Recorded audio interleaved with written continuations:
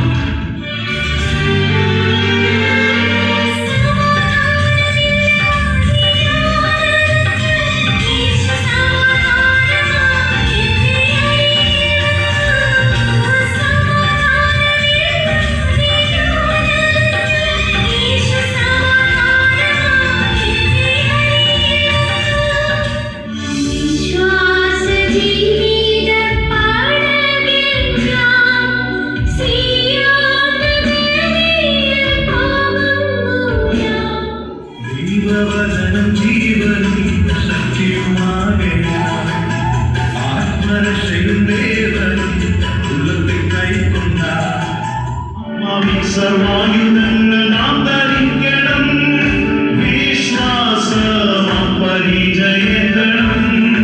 ആത്മാവിൻ സർവായുധങ്ങൾ നാം ധരിക്കണം, വിശ്വാസം പരിചയക്കണം. അറിവ് സത്യവും നീതി കവചവും രക്ഷയിൽ ശിരസ്ത്രവും അണിഞ്ഞൊരുങ്ങണം. അറിവ് സത്യവും നീതി കവചവും രക്ഷയിൽ ശിരസ്ത്രവും അണിഞ്ഞൊരുങ്ങണം.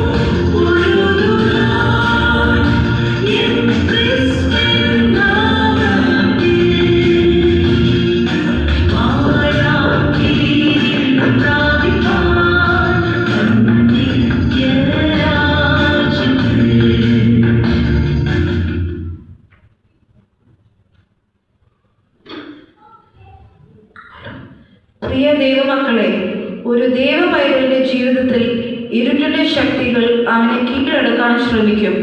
എന്നാൽ ദൈവത്തിൽ പൂർണ്ണമായി ആശ്രയം വെച്ച ദൈവപൈതൽ സ്വന്തം ബുദ്ധി കൊണ്ടും ബലം കൊണ്ടുമല്ല, ദൈവത്തിലുള്ള വിശ്വാസം കൊണ്ടാണ് ആ ശക്തികളെ ജയിക്കുന്നത്. പ്രതിസന്ധികളിൽ അവൻ ദൈവത്തിൽ വിശ്വസിച്ചപ്പോൾ ദൈവത്തിന്റെ സർവായുധങ്ങൾ ആവശ്യമുള്ള സമയങ്ങളിൽ പ്രവർത്തിച്ചു.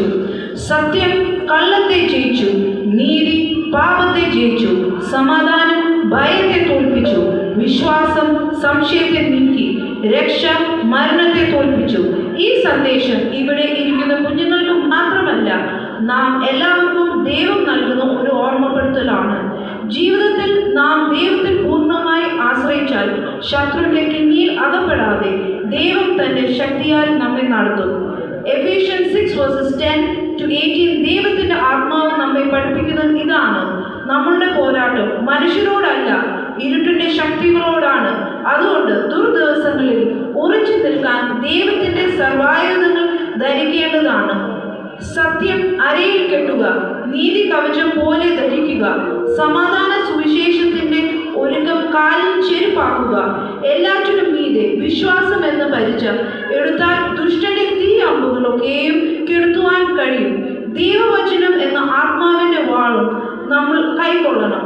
അങ്ങനെ ദൈവത്തിന്റെ സർവായുധങ്ങൾ ധരിച്ച് ഇരുട്ടിന്റെ ശക്തികളെ ജയിച്ചു ശക്തമായി മുന്നേറാൻ ദൈവം എല്ലാവരെയും സഹായിക്കട്ടെ. Thank you.